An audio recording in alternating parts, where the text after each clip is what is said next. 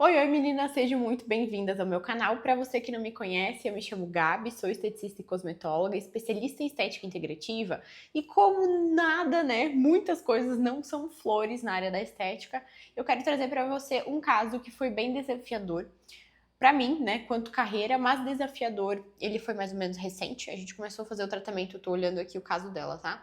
A gente começou a fazer o tratamento em 2024 e finalizamos agora em 2025. Então, por isso ele foi inclusive um dos casos bem desafiadores, porque foi um caso demorado. Foi um caso muito agressivo, né, de uma acne, então muito agressiva mesmo, muito inflamatória. E tanto eu quanto a paciente precisávamos ter muita paciência, porque era um quadro em que nós tínhamos altos e baixos, né? Claro, sempre acompanhado por mim, sempre entrando em contato com a paciente. Mas foi um caso que hoje é um caso de sucesso, eu vou deixar a fotinho aqui para você entender. Mas até nós chegarmos nessa caminhada, levamos ali quase um ano de tratamento. E isso, gente, tem que ter muita responsabilidade e muita paciência, para que a gente entenda que sim, temos evoluções no meio do caminho, não temos outras, e por isso é importante eu quis trazer esse caso aqui para você, para você ver, né, que nem tudo são flores, mas claro, a gente consegue chegar num resultado excepcional. Eu vou trazer aqui então o notebook, porque aqui tá o histórico dessa paciente, vai ficar mais fácil para eu conseguir falar para você, certo? Mas vamos lá. Então, o que já tinha acontecido, né, com ela? Ela já tinha tomado o Roacutan, e mesmo tomado o Roacutan, as acnes voltaram, depois de mais ou menos uns 10 meses. Olha só, né, como a pele dela veio bem inflamada. Vou até pedir para colocar a foto aqui de novo da pele dela. Como a pele dela veio extremamente inflamada de volta, eu já penso que, com certeza, a causa, né, dessa acne não foi tratada. Até perguntei para ela se quando ela utilizou o Roacutan tinha melhorado, e ela falou que sim.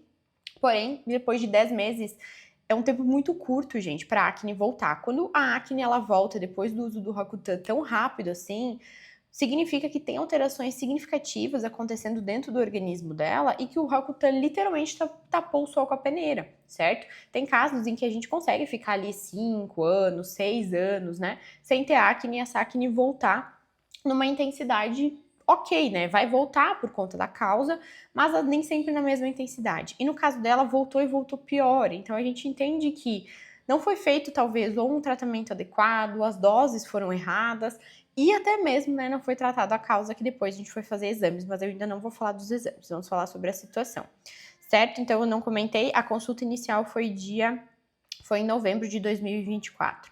Ela não fazia uso de anticoncepcional, certo? A menstruação regulada, fluxo normal também, tudo tranquilo nessa parte.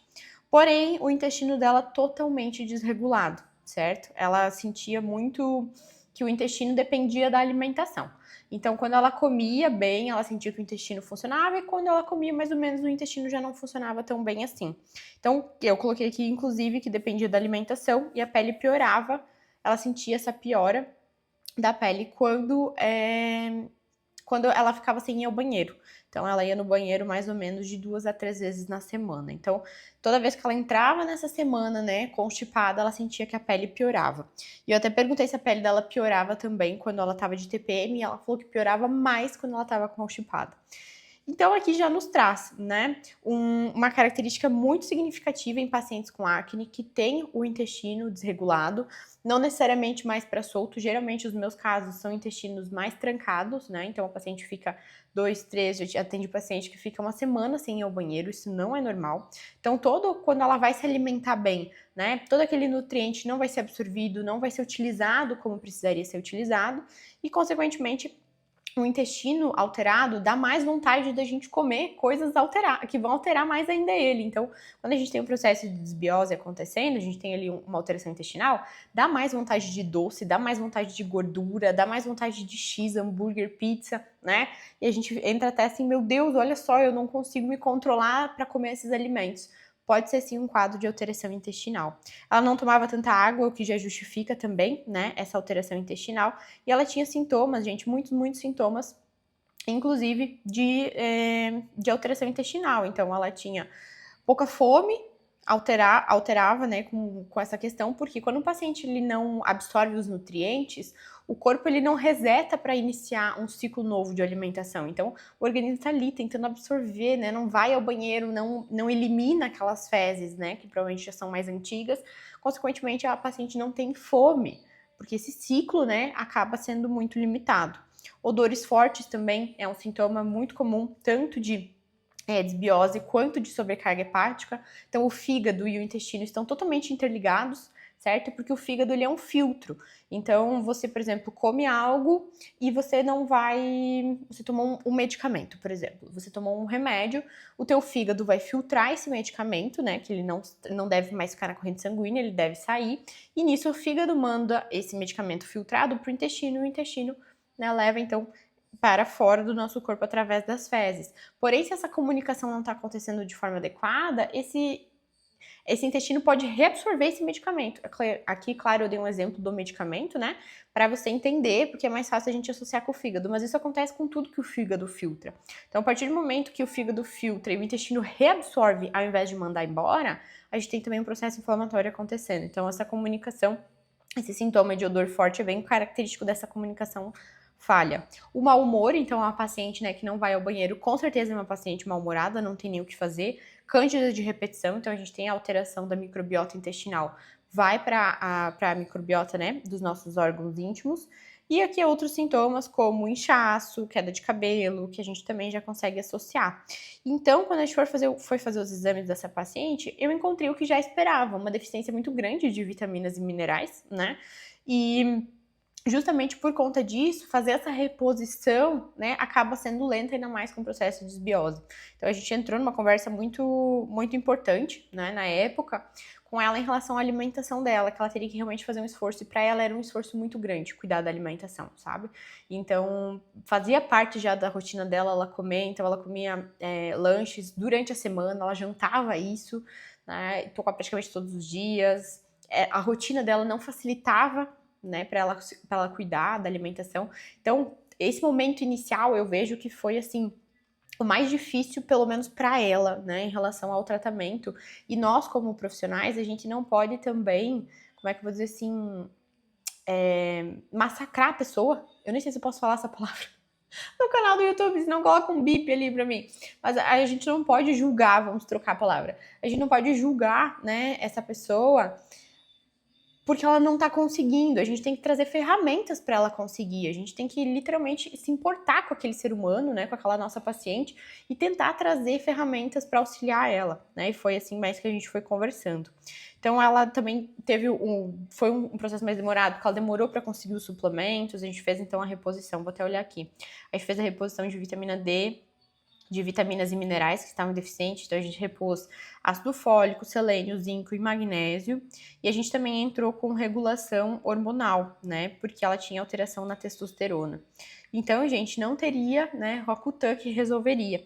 Porém, justamente por ela ter esse quadro de desbiose e ter essas alterações alimentares, nem tudo que ela suplementava ia absorver, e ela tinha consciência disso, porque no momento que a gente entrou em consulta, eu falei para ela que a parte inicial do tratamento era o intestino, né, e tudo que a gente fosse suplementar, todas as alterações encontradas precisavam que o intestino absorvesse tudo aquilo, então com o intestino que não estava funcionando não ia resolver, né, e isso a gente foi conversando, então por isso que foi um tratamento mais longo, porque foi mais uma readaptação de estilo de vida do que o tratamento em si, né? Então eu falei para ela, você pode tomar tanto, pode tomar o que for. Se você não tratar o teu intestino, a gente não vai conseguir um tratamento efetivo. E com isso a gente vai, né, construindo essa relação com o paciente, vai tentando trazer ferramentas para que ela consiga melhorar. Então a gente incluiu fibras também na alimentação, a gente aumentou a ingestão de água, pedi para ela também, por exemplo, aumentar um pouco a questão de proteínas, né, que é importante também para o nosso intestino. Então a gente fez o tradicional, né, fibras, água e melhorar a alimentação durante o dia para a noite, que ela chegava à noite com muita vontade de comer lanche. Eu falava, come mais durante o dia, né? De dia ela geralmente comia um pão de queijo, uma coxinha, então é algo que não é nutritivo pro dia dela. E eu pedi então para ela comer, por exemplo, um sanduíche natural, colocar proteínas, comer pão com ovo, né? Trazer essa alimentação mais de substância que a gente fala aqui no sul.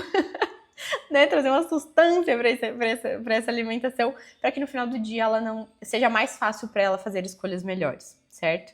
Então a gente passou essa suplementação e isso a gente já está em dezembro, tá? A gente já estava em dezembro de 2024 e ela seguiu até maio. Gente, a gente teve que fazer a suplementação e esse acompanhamento até maio por conta né, desses altos e baixos que a gente teve. Então, assim, ela me mandava as fotos, e aí eu sempre tava apoiando ali ela, isso continua, não para, né, faz a tua parte daqui eu tô fazendo, e em alguns momentos até a gente pode oferecer, por exemplo, você quer um suplemento para te ajudar no sentido do intestino, mas sempre deixando muito bem claro, né, que a parte alimentar era realmente uma parte dela fazer. Então, este caso eu considero ele difícil, não difícil pelo tratamento proposto, porque o tratamento é basicamente o que a gente já faz, né, para outros pacientes também. Mas foi um tratamento difícil porque levou tempo e eu tive que ter paciência com a paciente e ela teve que ter paciência com ela mesma também.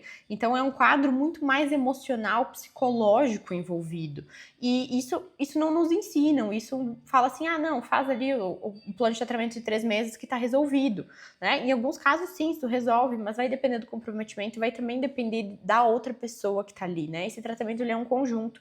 Então eu digo que ele foi difícil, não porque foi difícil entender o que estava acontecendo, mas foi difícil ter essa paciência, essa empatia, esse momento de, não, calma, respira, vamos voltar, vamos continuar, vai dar certo, sabe? De você ser a profissional que tá levando o caso para frente, que tá levando o tratamento para frente. Isso é algo que nem eu comentei, não é nos ensinado, mas também ninguém fala sobre isso. Né? Ninguém traz assim para a realidade que existe sim tratamento difícil, que existe sim tratamento que demora, que existe sim tratamento que às vezes não dá certo, né? Que a paciente não dá conta. Então eu falava muito para ela, vai, continua, não desista, vai dar certo, a gente vai conseguir, né? E isso é muito importante para o paciente. Muitos pacientes precisam disso da gente, né? Porque a gente é consolidado assim, você tem que fazer a tua parte e deu, acabou, faça a tua parte também.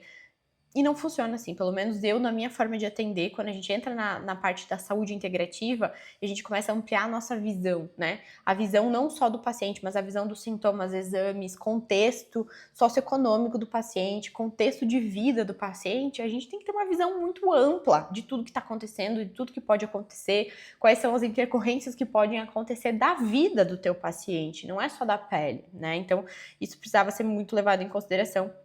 E ela seguiu, ela foi firme, a gente conseguiu entregar o resultado. Então, que eu mostrei para você no início do vídeo. Então, a gente conseguiu melhorar o intestino, isso agora estou já em junho, tá? Em junho de 2025.